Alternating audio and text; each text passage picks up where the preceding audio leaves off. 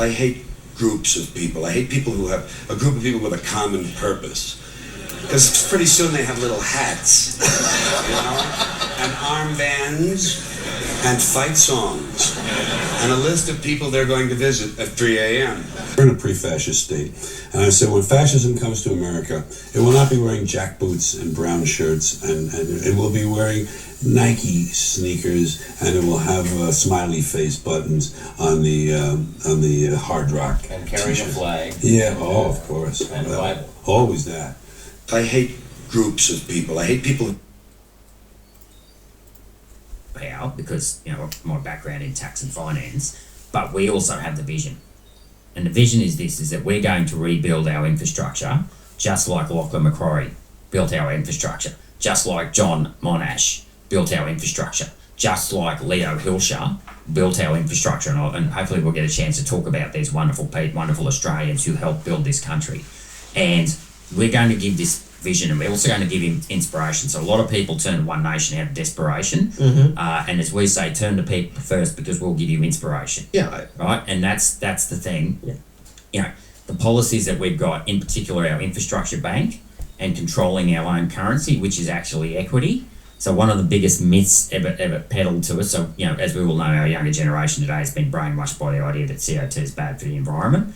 Right, we were brainwashed, and people of our ilk, or take some of you guys born around in the 70s, that you can't print money out of thin air. Right, that's an oxymoronic statement. You were brainwashed into thinking government should not control the volume of credit in the system, and it's the complete opposite. The government should control the volume of credit in the system because credit is our currency. That currency is backed by the Australian people, right, and all the wealth in this country. So the issue needs to be, and this is, if I take away one thing today, and I know you've got a lot of business people and watch this show, there is one other form. There's two types of credit: capital, right? You've got debt and you've got equity, right? What is debt? And you've got, obviously on the other side of the balance sheet, you've got an asset. If I say I've got a tractor and you're an auditor, what are you going to look for?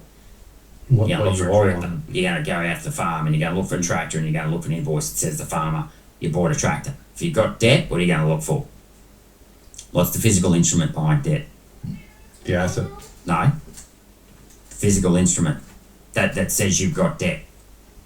It's a legal instrument. Like the loan. It's a mortgage. The loan document. It's actually a legal document. Right, now what's the legal instrument behind equity? Shares. Shares, but what is shares? What is it? You have what? A piece of a company. The pink slip. You have title. Yeah. Okay, what's Australia? It's a sovereign country. What does it mean?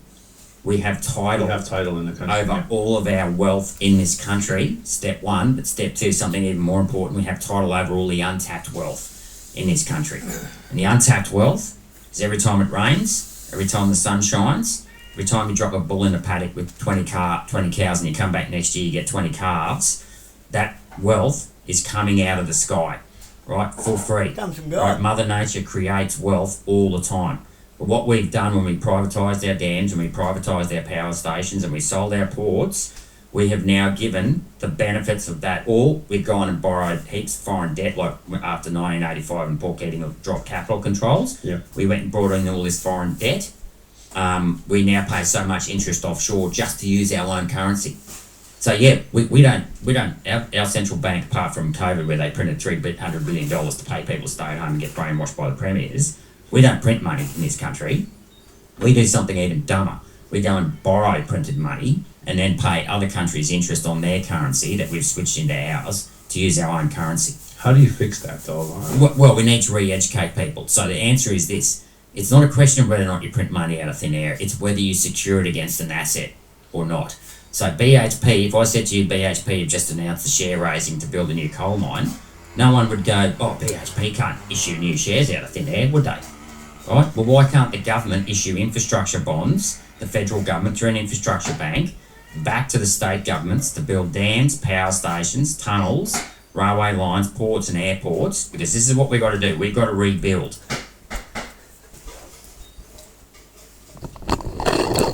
It's been my argument forever. I'm starting to think. I'm starting to like Gerrard Reading. I've been on and off him a couple of times, but he definitely got economic structure. He's got He's thought this out quite well. Not only has he thought it out quite well, you know what he's doing? He's copying a pattern that works. Because how do you think we got it all in the first place? This is exactly how. This is how we ended up with all the Pyman River infrastructure for our energies and hydroelectric dams and power generation. The Great Lakes power generation. All of our energy infrastructure, we built that. We own it. And this is why I keep having arguments with it all. Same as all of the Commonwealth Housing Trust of Australia. This is how it was built. Listen to what he's got to say. You don't have to take my word for it. But you can sure as hell take his word for it because he's not talking shit. He's actually bang on. Right? Our country. But is that a good investment to invest in those bonds in a world where there is more and more debt being raised? I mean, But here's the thing, from a consolidated point of view, it's not debt, it's equity. Because we have equity over our own untapped wealth. So if we build a dam today for $1 billion, we will go offshore and we will borrow $1 billion offshore. Means the first $1 billion in wealth we create, we've got to repay offshore. Plus, let's say it took 25 years to pay it off at 4%, that's another 100% in interest. We've just paid $2 billion offshore to build a dam that we already owned. so is what you're saying, since 1971, the US has basically raised debt to financialise Wall Street instead of raising debt to build infrastructure. Absolutely. What you're saying is we need to raise debt, not to give stimmy checks and to financialise the ASX or the companies within the ASX. We need to build infrastructure that we Tangible things. that Australia Exactly. owns. Yeah. In other words, what they've been doing is borrowing money in the process of quantitative easing instead of in the name of and in the process and building of infrastructure and assets and wealth. Quantitative easing is the opposite to wealth building. Quantitative easing creates a debt that you have to pay out of debt. You can't repay debt with debt. It doesn't work. They can get a And return. only certain sovereign assets, right? So the ones I just listed. We've given away a lot of the other ones Yeah, already. dams, power stations, toll roads or tunnels, railway lines, ports, airports and telecommunications, right? They're our sovereign assets that generate income. So you put over here, you've got infrastructure bank. Now, the beauty of doing that is, what that means is instead of paying interest over shore, you're paying dividends back to the infrastructure bank. Yep, and then that comes back to the federal government. So we're keeping the wealth that we create here in Australia. So can we talk about that for a minute? Because I think we could argue whether it's better that the private sector builds or the government builds. Different question. But I think there's benefit in both. The building is the answer, right? We need to build productive assets. Yes. Right? Whoever builds them. This is your hunger calling. Can I get the new Big Arch with 2 layers of hot, juicy quarter-pound beef and that tangy Big Arch sauce? Did you get one yet? New Big Arch for Big Macca's hunger. My super fund invests for my future and acts to protect our environment. Is yours? Versus the amount of subsidies that go into property.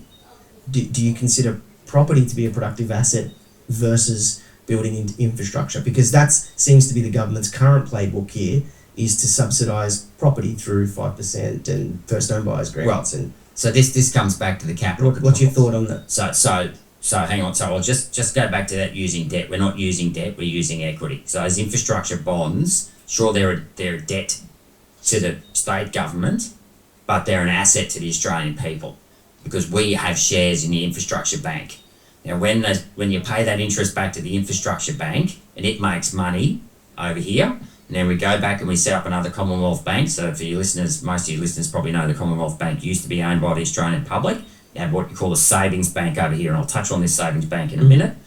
The profit from the savings bank, so the 4 major banks make about $35 billion, close to $40 billion. So we'll divide, instead of dividing 40 billion by 4, we'll divide 40 billion by 5. So we'll shave a couple of points off their return on equity. And what we'll do is we'll make about 6 to 8 billion over here. we'll set the infrastructure bank up to make 6 to 8 billion over here, and then we're going to create a bank in the middle called the Development Bank. And this was started by Robert Menzies in 59, to all you liberals getting all antsy about me interfering with finance. And that will then re-lend money to the state governments on non-productive assets like schools and hospitals or the councils for sewage works. Right, now by doing this, what we're doing is we're taking out the cost of finance on our own currency. And we will save tens of billions of dollars because we effectively now pay private banks to borrow our own money. This is the government, right? Is there a country at the moment that is doing something similar that you can point to, like analogous to this? Well, who operates this way? Well, I mean, it's happened here in Australia twice. It happened first time by a bloke by the name of Lachlan Macquarie. Mm-hmm. So the first 17 years of the colony, the colony relied on foreign currency. There was a drought in 1805. There was no currency left, so they started bartering rum. That literally went tits up. So Lachlan Macquarie was the first government to come in after the Rum Rebellion, and he issued the Holy Dollar. So that was the Spanish balloon, and he punched a hole in it. And with that Holy Dollar, he financed the construction of those sandstone buildings you see in Macquarie Street today, like Sydney Hospital, Sydney Barracks. And of course, who uses the Holy Dollar as its logo today, guys? Macquarie Bank. Right. And what was their business model? How'd they get off the ground? They were the middleman in all the privatisation of our infrastructure in the early 1990s. Historical behemoth. So just Mark asked a question. I'm not too sure where you come into it or not, but it's great. The policies all are sound by the sound of it, and have worked twice before. So it sounds like a marketing problem, not a policy problem. And so with that, it's like, how do you get to the access the younger people, the disenchanted people, to then want to swing towards people first? So again, back to that question: is how do you get that to the people in a I'm going to give my answer first and see if it lines up with his. I haven't seen it. It's my walk away policy. The walk away from government policy. We could walk away from government with Gerrard Rennick. All we need is Gerrard Rennick. All we need is for Gerrard Rennick to pull that constitution out of the cupboard. Swear an oath on that. Bam! It all goes tits up in our favour. Let's see what he's got to say. I know he's not going to talk about the Constitution. Even if that's the plan, he can't do that yet. Why? Because he'll be setting himself up for a whole lot of fucking hurt if he does. There's a right and a wrong way to go about that. Either the Governor-General can do it, any politician could do it, but they have to do it right. They kind of have to whack it on them. Surprise, motherfuckers! One of them moments. But this is the walk away scenario I talk about. And see what he's got to say. It's not going to be the same. Although what he's talking about is very similar. It's grabbing the territory and bringing it back to the states. Bringing it back to the country. Taking the government from the territory and putting it back in the hands of the Commonwealth. Because a territory is the definition pretty much of a territory. Paraphrasing, it's a foreign land. It's foreign territory. That's why it's territorial. Let's see what he's got to say. tunable format that they're going to understand, where it just doesn't, they get eyes glazed over and it's like, fuck politics again. Yeah, okay. So the reforming the taxation and monetary system to put Australia first, that's the slogan of our last policy, right? It's the first three policies that we're going to sell to the people: lifting the tax-free threshold to $45,000, that's $4,000 back in your pocket; childcare directly to the parents; and keeping your superannuation, right? We're allowing you can still put money in the super, we're still allow up to first 25 grand in income in super to be tax-free, but it's the money in your pocket, those first three policies that are the sales pitch. They're good policies, yeah, especially when 40% of your super is invested in debt that's probably going to get smashed on a real basis. Well, it's been invested, $1 trillion is going to get sent to the US to be invested by the US, so they'll clip 1% on that, and that's $10 billion in management fees going to the US. That'll pay for the $8 billion in critical minerals. They've still screwed us on that deal. Don't start me.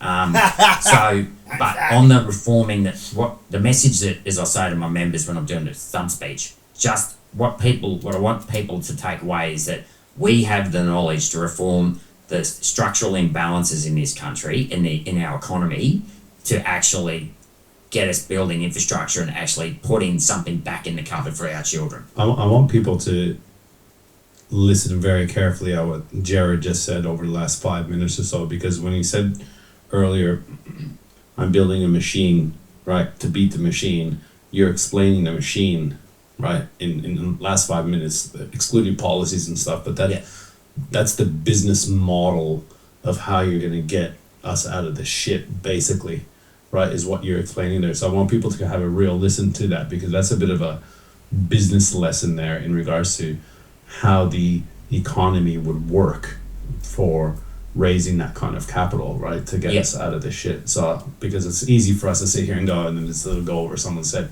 So I just want to make sure that you listen to that. In layman's terms,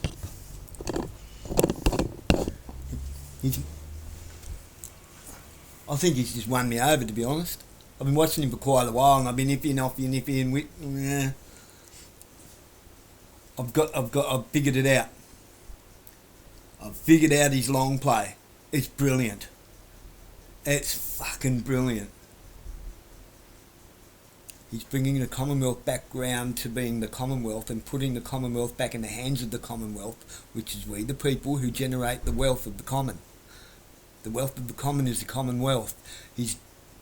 This machine that he's talking about, what he's talking about, his economic structure, puts the Commonwealth back in the hands of the Commonwealth, back as the Commonwealth, above the Constitution, with the government below the Constitution, the way it was set up to be in the first place. And it got fucked over in 1901. A lot of people don't realise that. That 1901 Constitution is worth no more than his pen. It might be a sound constitution, but it's not worth pissing on, because it was never enacted or enshrined into law at federation of the country. When we became a federation, our own sovereign federation, our own sovereign country, but still governed like that was a constitution that severed us from that constitution severed us to a point where we could govern ourselves instead of being governed by Westminster and the House of Lords and the Royal Monarchy, still beholden to them militarily as a military ally. But it was that 1901 Constitution, had it been enshrined at Federation, would have had a better outcome than the tea tax wars between England and America. That was the diplomatic way to do it without having a war. We would have still been a colony of the British Commonwealth, but our own federation, which from then on gives us the opportunity, if we want to become our own republic or not, our own constitutional republic, or stick with Westminster law. Okay? You tracking? We came so close to being our own sovereign constitutional republic, and that one stamp didn't get put on. That's all it comes down to, that one act of enshrinement of the Great Royal Seal. Because there's two, there's the English one, and then there was the Australian colony, the Commonwealth, the colony of the Australian Commonwealth Royal Seal, and that never happened, which did not authenticate that constitution. It was non-authentic, and it's never happened. If we get that Royal Seal on that, bam. But we can still use the 1900 Constitution, because that was never unenacted. That's still at law, at constitutional law, at Westminster law, at a Commonwealth level, is still the law of our land, if we can get someone to re-enact it. Because it was never really unenacted. It was never taken out of service, because we never had a referendum on it. It was never voted on by the Commonwealth. It was a little sneaky act that happened in January 1901. So your little green constitution, That's forged utterance. That's usurpation, subversion, forged utterance, and an act of high treason. Everyone that's ever sworn an oath to that and keeps running with that, okay, you're subject to some pretty heinous penalties eventually. It's going to it's bound to happen, one way or another. One way is the lawful constitutional way. The other way is everyone suffers, because China's just going to walk in here and they are going to protect their investments, their assets that they paid for. The only way we can get everything back, I know it's just bits of paper, but unless we as the Commonwealth enforce that to happen, we're going to become a proxy war. A lot of people just like this stupid statement. Where is it? I've still got it here. I'll see if I can find it. It was terrible. Where is it? Just stupid statements. Here's one I got today, not related, but if you didn't make your comments so long, I would have read it all, but thanks for your input. And that's why you don't know shit. TikTok brain. Attention span that long. Too long for you to read, was it, love? This is why we're in the problem. No one wants to actually do the work. Here we go. Talking and this on this show that we're watching now. Sticking up for Gina Reinhardt, of all people. Because I mentioned on here, I bought a ticket to the Lee Hansen launch for Brittain in Ulverston on the 24th of February. It will be interesting to see what she may or may not have to promise, as she fills the vacuum that Jackie Lambie will be leaving behind by stepping down to go and live with her family, Alan Lambie, in Western Australia. I do my homework. I know exactly what's going on. I also know I know Alan. I have no illusion nor disillusions that one nation has capitulated and sold out to foreign interests, and Pauline, I doubt, has the cerebral dexterity to even comprehensively come to the realisation that she has hitched her wagon up to the globalists, hanging out with twisted weirdos like Gina Reinhardt at Mar-a-Lago and Thailand. Fun factoid, I found this out from someone who went to school with Gina. Like, grew up in the same town, used to actually knock about with her. Knows her personally.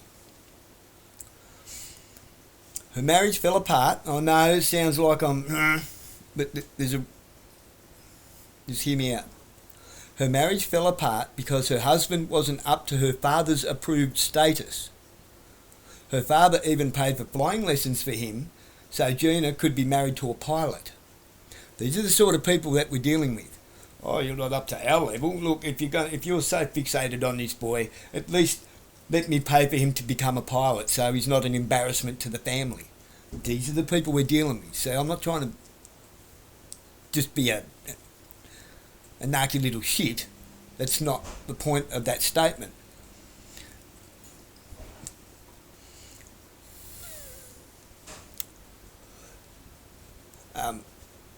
This lady says, she's a large employer in my town, offering high wages. She also contributes a lot of infrastructure to the town. She gives generous Christmas hampers to her employees and a $40 voucher at her local butcher for all the people she doesn't employ.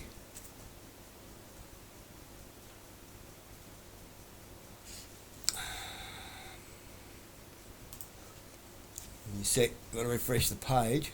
Amart stock take sale. Shut up. Because I replied to that without refreshing the page.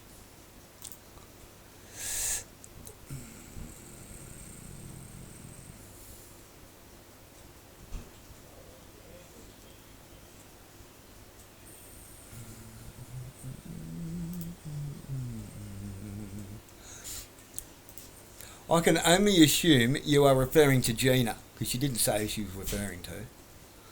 It's nice to know your town is so nicely bribed to allow her to steal and enrich herself and her globalist friends with our Commonwealth resources to sell to China for rice on the bowl prices. I couldn't think of anything, they don't have cents on the dollar. What am I going to say? Yuan on the yuan? For rice on the bowl prices.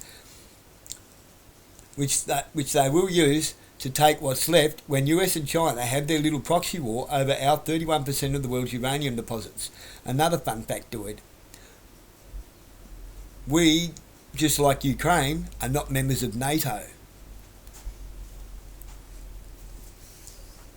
My point in all that is, people have not done the research, the legwork, the history diving, not the rabbit hole diving, the actual history diving, to see the pattern, to see where things started, to see where certain things are headed to. Because everyone thinks that the game plan only goes from election to election. No, wrong. Couldn't be wronger. You're wronger by very bigly amounts.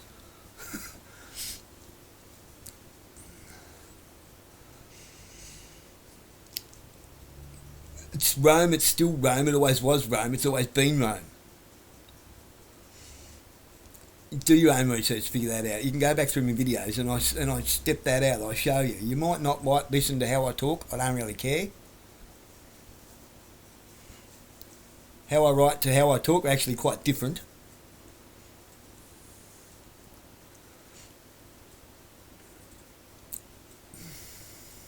I'm far more articulate with a pen.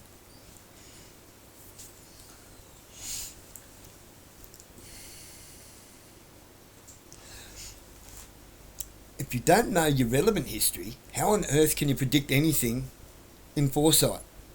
If you don't know the cause of anything in hindsight that's already happened, how the hell are you going to have any background knowledge on anything in foresight? Hindsight, foresight, it's an ugly word. But you need to have some hindsight in foresight, if that makes any sense to you. In other words, have you learnt anything from the lessons that have been given to us? Because it's the most retarded, stupid statement I've ever heard when people say, oh, you never stop learning. Oh, yeah, most people stop learning. Most people stop learning before they even left school. A lot of them didn't bother learning ever. Life keeps teaching. But are you going to listen and learn?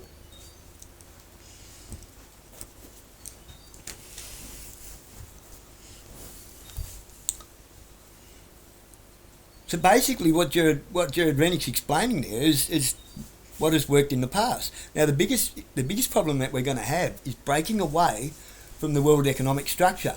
However, that said, there's never been a better time than now to do it. There has never been a better time than now to do it. To say, right, everyone's crashing. We need to wise up real quick and to be able to keep our own sovereign economic structure, our own sovereign currency, nationwide. If one else wants to deal digitally, fine. Let the governance and the Federal Reserve of this country deal with other countries digitally. Whether it's going to be the digital yuan, digital BRICS currencies, Bitcoin, whatever, Flogcoin. But for us to remain sovereign, we need to have our own sovereign currency. That keeps the government out of our fucking bank accounts, out of the centralised currency. We don't need a centralised currency. We need a centralised economic structure that keeps the tax office in balance, that keeps foreign trade in balance, that gets rid of all of this stupid lobbyist of offshore industries using our country as a tax haven to operate a business here with an ABN in another country, or a business in another country with an ABN here. Why do you think we have the Australian Commonwealth registered as an American business number? Our ABN is an American business number, not an Australian one. That's what ties us to the central banking system, the international monetary funds and so forth. If we do not unsever ourselves from that, when it crashes, because it's crashing, it'll be crashed this year. Done. Boof. Apple pie. So get yourselves squared away, people. I'm going to get me apple pie. And I'll leave you with a little bit more about Gerrard. I think you might be onto some stuff here. What's the picture like? The picture like? Is it good? Is it good? Nah, it's good enough for me, Bobby McGee. Alright. Is on now. Save up to 50% off a huge range of furniture. Back off. What you're explaining there. So I want people to have a real listen to that, because that's a bit of a business lesson there in regards to how the economy would work for raising that kind of capital, right, to get us out of this shit. So because it's easy for us to sit here and go, and then it's a go over someone said. So I just want to make sure that you listen to that. I want to talk about some other topics, and I want to go back to policies as well. What's your honest assessment right now, last 7 months since Labor's been in government? What's your assessment of what they've done? Well, they don't have a big picture vision.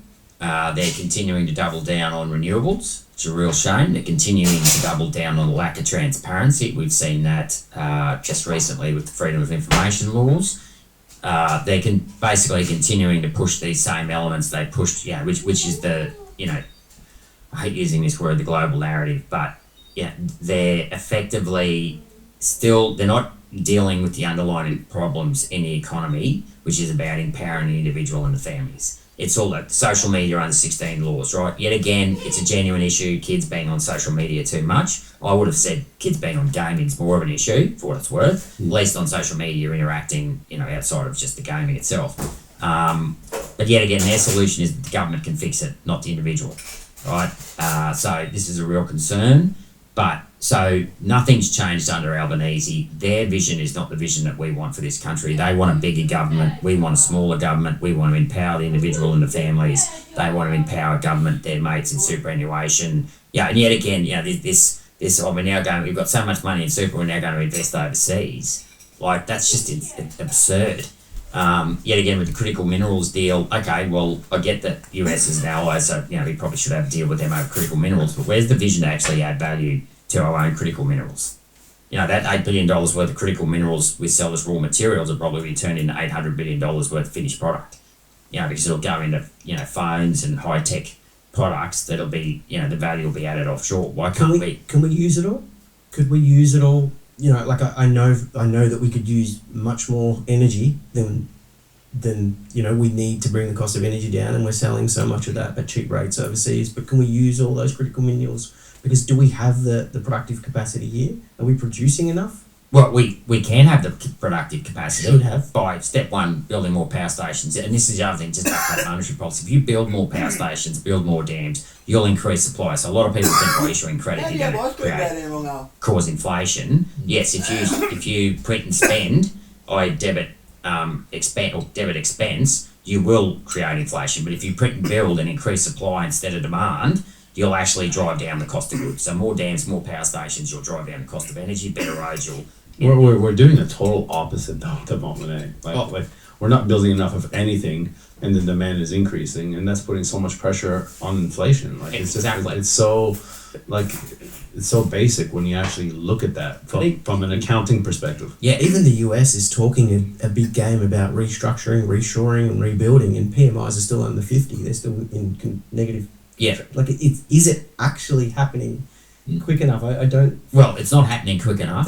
And it won't under Albanese, I can tell you that. It won't happen under the Liberals, I can tell you that for a fact, because I was the Secretary of Finance Backbench Committee for 5 years, and I used to just come in with policy all the time. They just weren't interested. Do we have to suffer a little bit of short-term inflation, though, to achieve those goals? Well, we're suffering. We have been for the last 10 years. But you can suffer all you like, unless you get people out there that can see the solution, have the know-how to implement the solution, and then provide the optimism through providing a vision. People can suffer all they like. The problem at the moment is is that there's no politicians out there, I'd argue that people first are the exception, providing solutions and a vision. And we know, and it's nothing, what we're doing is nothing new. It's all been done before by Macquarie, by Monash, by, guys like Leo Hilshire, what's his name, King O'Malley, who started the CBA. If we go back and understand our history, we can just have to look back at our own history to know where the solution lies, which is in building infrastructure, especially, more power, cheap, reliable power. And this is how we get back to the critical minerals question.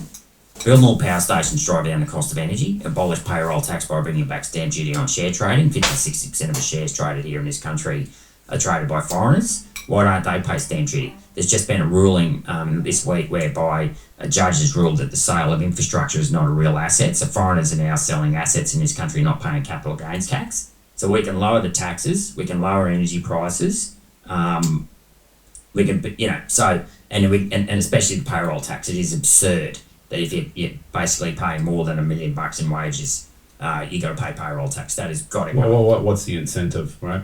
Yeah. What's the incentive of hiring more people? Yeah. Like people are trying to hire overseas contractors and different types of things just to be under the threshold, rather than going and investing back into your people. And I'd pull it chiefly. I mean, I'm talking a little bit, highfalutin here, I'll admit. But if I was Prime Minister, I'd pull it chiefly and do a 51-6 of the Constitution, right, where it says we're in charge of defence powers. That's how we built the Snowy Hydro, because as you know, the states are responsible for building for water, building dams. So after World War II, they needed to find gainful employment for all these immigrants. So they decided, chiefly being the visionary that he was, and he was also the author of the 1937 Banking Royal Commission that said central banks should control the volume of credit in the system. He knew that we needed to build dams to give the immigrants the work and keep them being productive. So the states initially objected to what chiefly was going to do with the Snowy Hydro. So he just said, well, I'm going to pull out a 51-6 of the Constitution that says that the federal government's responsible for defence. And he said, well, we need this for defence purposes. We need this dam for defence purposes. So if we get in and I get any pushback from the states, I'm just going 51-6, mate. You want to get in the road of progress in this country. If you want to stop infrastructure from being built, bring in the military. And that's actually one of our policies, is to bring back the military apprenticeship scheme and then actually build a military engineering corps, both a civil engineering corps to build roads and dams and electrical and mechanical engineering corps to build power stations and build factories, because we're going to have to go back and get the military to do it. And by having that military engineering corps, that will actually provide a platform for apprentices. We'll give them, they'll have a place to sleep, free food and accommodation, so it helps apprentices pay for work. I love the whole infrastructure side, but it makes sense. And then you have stuff like, I don't know if it's stage 3 or stage 4 of the light rail here on the Gold Coast that just got denied by state government, which in my opinion, the one from Southport now to I think it's Broadbeach, has supposedly the numbers are better than was ever expected. And then obviously they went now to Burleigh, and now they just said, okay, we're not going to the airport. And this is, in my opinion, like you said, the infrastructure that we need to spend on that they're not. And it's just like, no, we're not spending on that. And then you hear stuff like, okay, we're going to spend X amount of millions of dollars on these, machete bins and these all this rubbish stuff that, like, it just doesn't make any sense. And it doesn't make any sense to the everyday person, right? We're everyday people. It doesn't make sense to any of us. But what happens is we're so busy in our lives, I feel, that you see it, you read it, and go, oh my God, that is absurd. What are we having for dinner? Are you picking up the kids? Yeah, okay. And then life goes on. Yeah. Right. So there's all this stuff that's happening in the background, but we're like a horse with blinders, so busy in our everyday lives trying to make ends meet that we don't even have, the foresight to actually listen to someone like Gerrard Rennick on a podcast or go, hey, what's this piece of paper that I just got in the mail that you and 200,000 other people dropped off? Yeah. How was it straight in the rubbish, straight back onto Instagram? And I think this is one of the major issues. People just keep doing the same thing over and over and over again. And this is where what James was going to earlier is going, understand the policies. I understand all that. Sounds great, but how do you get heard? How do you break through the noise, right? And like what we've been doing with Unemployables 2 years ago, we've been doing long form content, right? We just didn't know what we were doing. We started a podcast and here we go. And then slowly you break through the noise, and slowly you start building a community, and slowly you start building credibility. It's true. So, like, what I want to know, back to Mark and Well, I don't James, where they were going with those questions, is how the hell are you going to break through in your lifetime without you going bananas and your wife saying, you know what, Gerrard, screw you, you're leaving me on weekends. This is too much. I wanted to go to the Bahamas, you know. What is it gonna actually take? Because I think people like yourself need to maybe think a little bit differently in regards to how you are marketing, right? Like, because you look at these things that go viral, like my kids, they're telling me about these Labubu's and this and that, and you know, we went to Dubai and we got to go to this restaurant, Raising Cane's, and I'm like, what is that? I never heard of that. Oh, it's, you know, we've heard it on TikTok and we've heard it on, and there's so much influence and millions of people doing the same thing. I almost feel like it needs to be a different approach, because let me tell you, Pauline Hanson ain't gonna do it. Clive Palmer ain't gonna do it. You know, Albanese and, you know, the Liberal Party, which I want to talk about in a sec. They're not doing any of that stuff. You know who did that and who did it very well? Yeah, tails in the green. Right?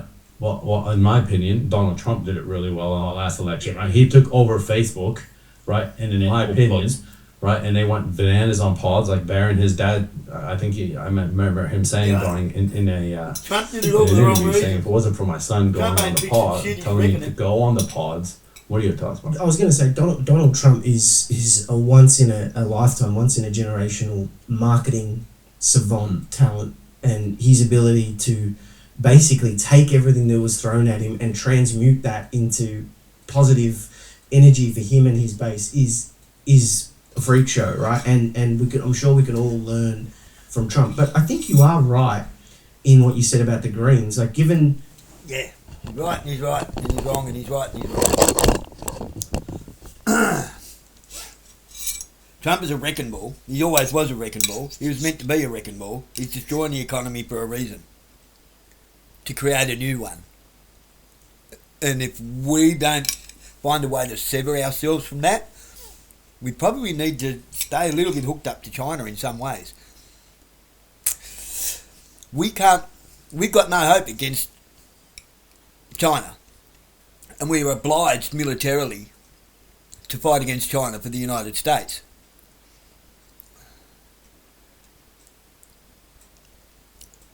Now, we can keep sovereignty of our currency nationally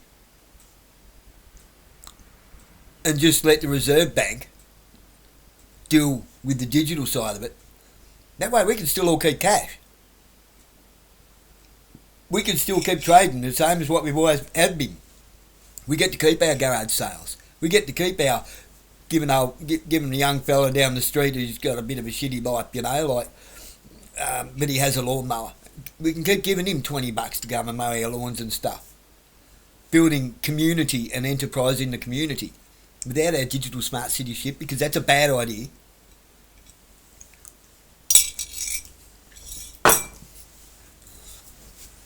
This is a doable thing. This is a very, very, very doable thing.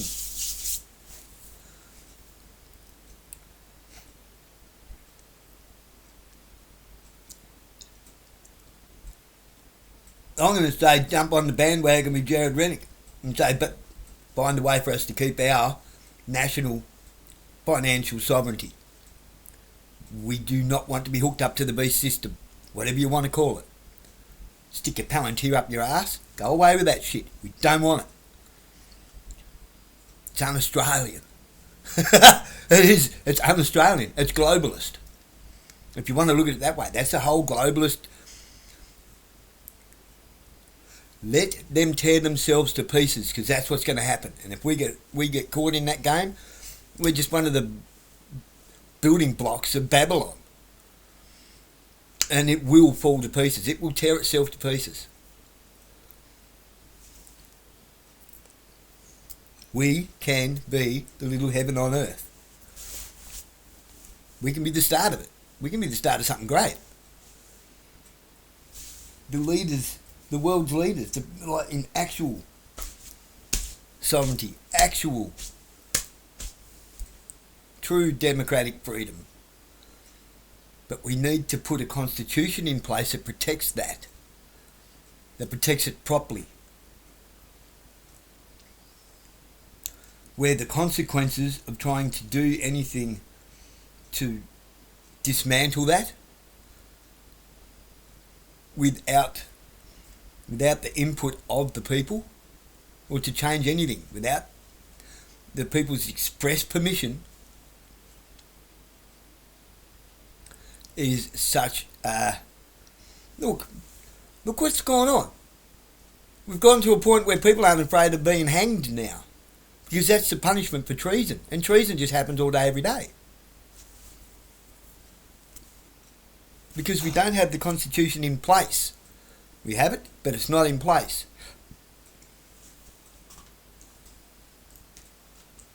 I'm loving this. Anyway, I will end it there. Otherwise, it's going to end up like this ridiculously long video.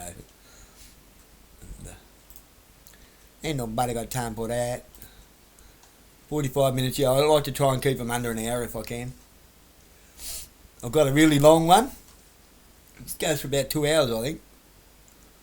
It's mostly other people's video footage. What's it called? Has it finished uploading yet? Where is it?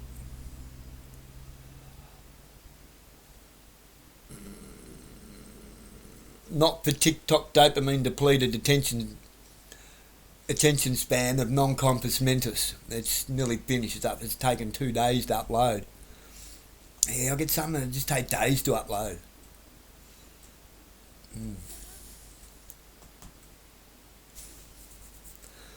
But like the old saying says,